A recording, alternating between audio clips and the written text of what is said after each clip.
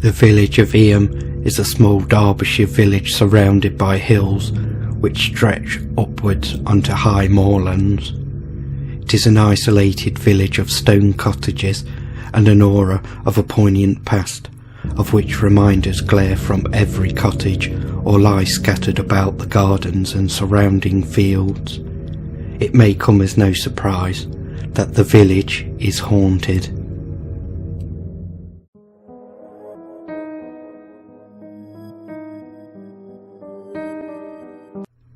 There is evidence of early occupation by ancient Britons on the surrounding moors, and lead was mined in the area by the Romans. A settlement was founded on the present site by Anglo-Saxons when mining was continued, and other industries later developed.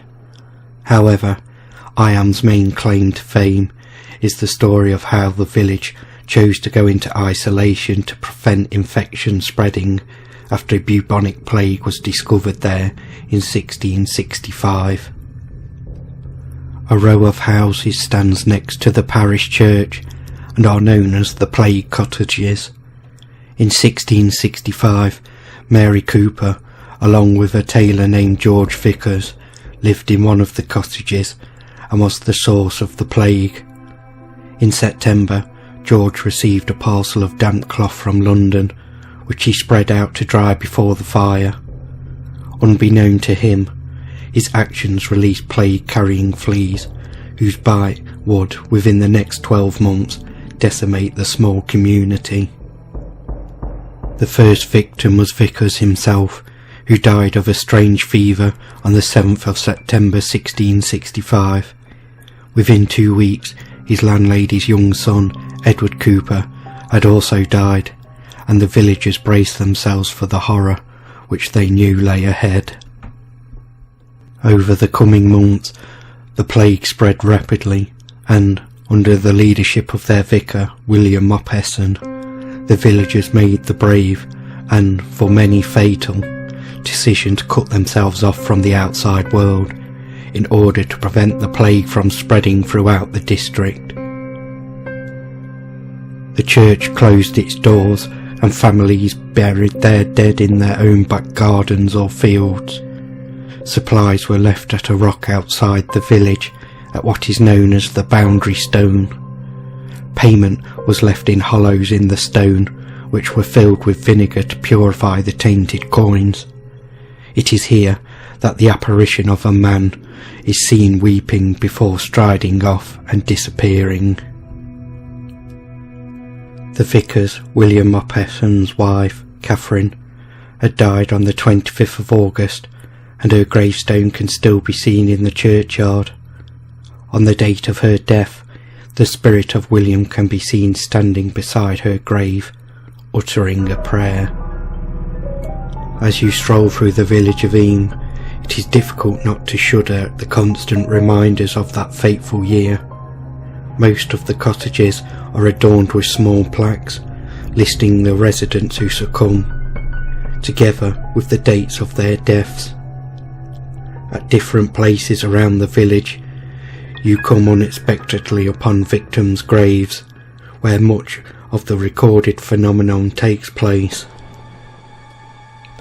Centred around the weather-worn headstones of the Lydgate graves are sightings of orbs of light, which spiral out from the ground and vanish a few feet above the graves.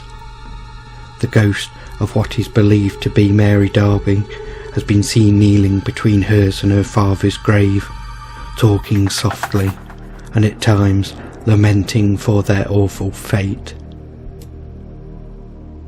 In the centre of the village are these stocks, reputedly used to punish the locals for minor crimes. It is here that the ghostly spirit of a small boy is seen running across the lawn, leaping over the stocks as he goes. Opposite the stocks is Eyam Hall, which is built after the plague. Over the years, there have been many reports of a couple walking the grounds, described as being in Victorian dress, but who they are or why their spirits linger is not known. The museum attracts thousands of visitors each year, and commemorates the plague of 1665 to 66. Walking through the exhibitions has been sighted a slender man dressed in rags, deathly pale and afflicted with the iconic boils of the plague.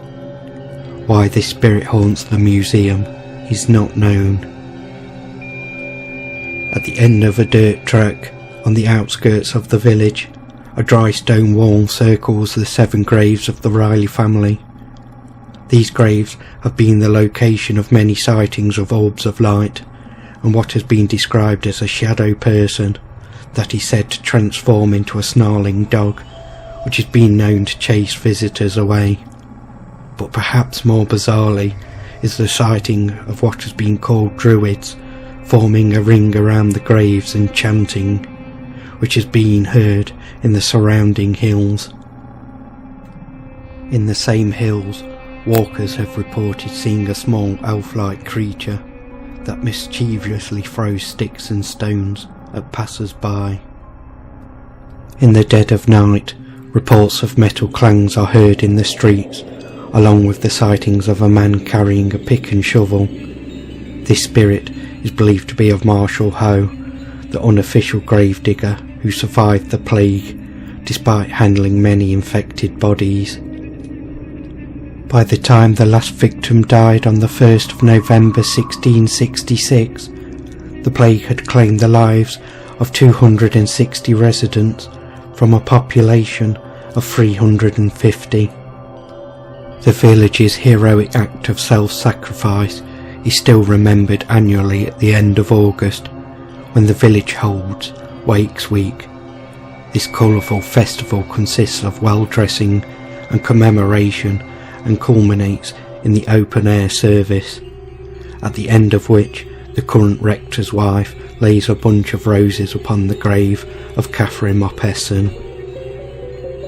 There are only a few places in England where the tragedy of the past is so manifest in the present, and although the village does not dwell morbidly on those long ago events, a strange and eerie stillness certainly hangs over it.